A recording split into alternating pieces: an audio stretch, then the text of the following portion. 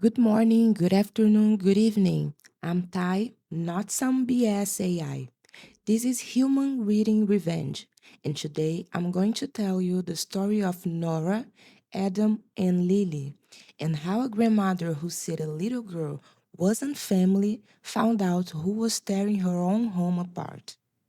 When Patricia told Lily she could not sit at the table because she was not a real grandchild, Nora did not argue. She did not raise her voice. She did not point a finger. She did not make the kind of scene people pretend never happened, but somehow managed to discuss in family group chats for the rest of their lives. She just took her daughter's hand, put her coat back on, and walked out. The strange part is that a few months later, Patricia would be the one calling Nora, crying in a bank parking lot, with three open letters on the passenger seat, an overdue property tax bill, a maxed out credit card, and a very specific fear that she might lose the house she had lived in for more than 30 years. And at that point, everyone believed Patricia's older son, Michael, was doing everything he could to help her, including Patricia herself. Bernarda knew a thing or two about houses full of boxes, old paperwork, objects nobody had touched in years, and families who swore they had everything under control. Most of the time, they didn't. Nora was 36. She had been married to Adam for 11 years, and she worked helping people organize homes before a move, a sale, or a major life change. It sounded simple when she said it quickly. I help people organize houses, but that was not really the whole truth. She helped widows sort through clothes that still smell like their husbands. She helped adult children discover that their parents had kept bank statements from 1997 inside cookie time. She helped people decide whether a box of old letters was trash, a memory, or an emotional grenade that needed to stay closed for another 20 years. Nora had learned how to read disorder. A very clean living room, for example, could mean peace, or it could mean somebody had been pushed out of every space in their own home. A drawer overflowing with papers could just be a clutter, or it could be fear. And Patricia had a beautiful home, very clean, very quiet. She lived in a large house in Maplewood, an older neighborhood where people still knew their neighbor's name, complained about leaves failing the wrong yard, and got personally offended when someone parked badly during a home meeting. Her husband, George, had died 3 years earlier. After that, Patricia had become hotter. Not exactly bitter, just hard. She still hosted Sunday lunches. She still sent birthday cards. She still knew exactly who liked baked potatoes and who could not eat nuts. But everything had to be done her way. The right plates, the right dessert, the right chairs, the right order. And ever since Nora and Adam adopted Lily, there had been a distance Patricia never fully admitted out loud. At first, it was small things. During family photos, she would tell Lily to stand right over there, near the dog or behind one of the adults. At birthdays, Lily got generic gifts, a random doll, a duplicate art kit, a book that had obviously been picked up at the last minute. When people asked Patricia whether she was excited to have another granddaughter, she would smile in a way that never reached her eyes and say, well, we're getting used to it. Now listen, I understand that families are complicated. There are people from another generation, people with no emotional skills, people who need 3 business days to form one normal sentence without ruining lunch. But we're getting used to it. About a child who has been part of the family for 4 years. That's not confusion, that is a choice. Adam saw it.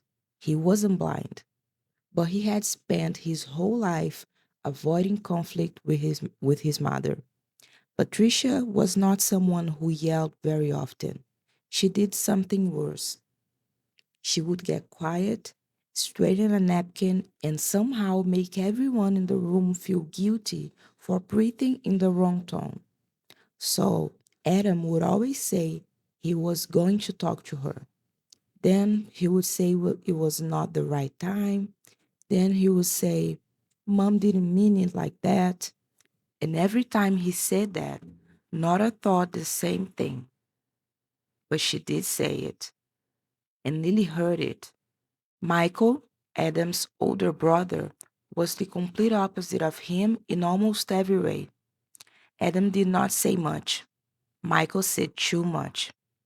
Adam drove an old car that was paid off and well maintained. Michael always showed up in a different car, usually one that looked more expensive than he could reasonably afford. Adam had a stable job in commercial building maintenance. Michael said he owned a home renovation and property investment business. He said it confidently. He had charts on his phone. He used the words like opportunity, scaling, and projections. But whenever someone asked him a direct question, he changed the subject. Nora had noticed it years earlier. She had also noticed that Patricia never asked too many questions. She liked believing Michael was successful. Maybe because he was the oldest. Maybe because George had always been hard on him. Maybe because Patricia needed to believe that at least one part of her life had turned out exactly right. That Christmas, they went to Patricia's house because Adam insisted. It was not a cruel kind of insistence. It was more the tired kind, the kind that comes from someone who thinks that if everybody shows up and pretends to be normal for a few hours, maybe the whole family will start working again. Michael was there with his wife, Kara, and their 2 teenage boys. Dinner was going more or less fine. Lily, who was 8, sat on the living room floor making a card for Patricia. She did that all the time. She drew people with arms that were too long and houses with huge chimneys, even when the house did not have a chimney. In that drawing, Patricia was sitting in a blue chair. Nora and Adam were on one side. The cousins were on the other side. Lily had placed herself in the middle, holding a little flag that said family. Patricia walked past her, looked at the drawing, and said, That's beautiful, sweetheart. It was probably the nicest thing she had said to Lily in months. Nora saw Lily smile, and that was the part that exhausted her the most. Lily still tried. That is what children do. They offer affection again and again and again until somebody teaches them it is not safe. When dinner was ready, Lily's cousins were already choosing seats. Lily picked up her plate from the counter and started walking towards the chair between Adam and one of her cousins. Patricia looked at her, then at the chair, then back at Lily, and said, No, sweetheart, this table is for family.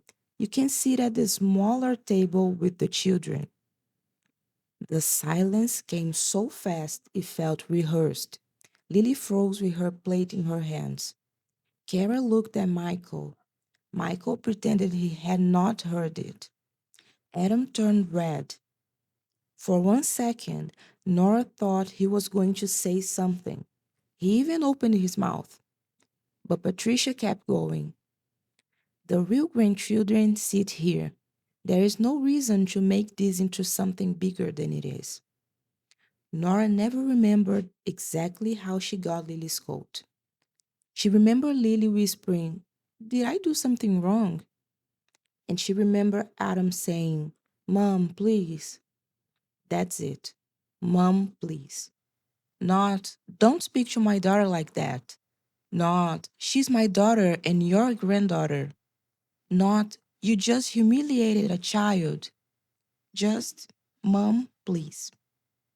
Sometimes a person does not have to do something cruel to hurt you. Sometimes they only have to stand still while somebody else does it. Nora put Lily's coat on, took her hand, and said, "We're leaving." Patricia made that offended face people make when they finally meet a consequence and decide that they are being attacked. "Nora, don't be dramatic." Nora looked at her. "You just told my daughter she doesn't belong in this family." "I'm not being dramatic. I'm leaving." Adam followed them towards the front door. "Nora, wait, she didn't mean." "Don't do that," Nora said. "I'm going to talk to her." "You should have talked when Lily was in the room." He did not answer, and she left. That night, Nora and Lily ended up at a diner off the highway. One of those places open late, with red booths, laminated menus, and a waitress who calls everybody honey, even though she has never seen them before. Lily ordered pancakes. Nora ordered coffee, even though she already knew she was not going to sleep much. For a few minutes, they sat in silence. Lily drew on the back of a napkin. Nora watched her dark hair, half braided and crooked, because Lily had tried to do it herself before they left the house. "Do you want to ask me anything?" Nora said. Lily shrugged. "Grandma Patricia doesn't like me." Nora took a breath. There was no good way to answer that question with a lie. "Grandma Patricia has something wrong inside her," she said. "And sometimes she says things that are cruel because of it." "But in my family." Nora reached across the table and held her hand. "You are my daughter. You are Adam's daughter. You are family everywhere that matters." Lily thought about that for a moment. "So I don't have to go back there?"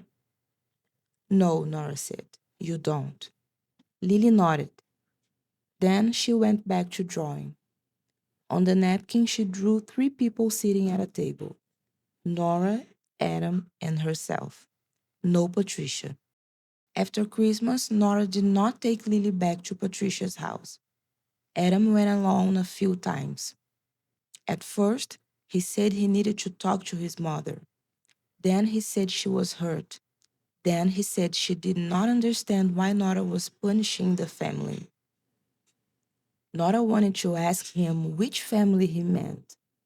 The family Patricia said Lily did not belong to, but she was tired of having the same fight in different forms. Adam and Nora started couple therapy in February. Not because she wanted a divorce, not yet, but something had broken when he stayed silent at the table. And broken things need to be looked at before they can be fixed.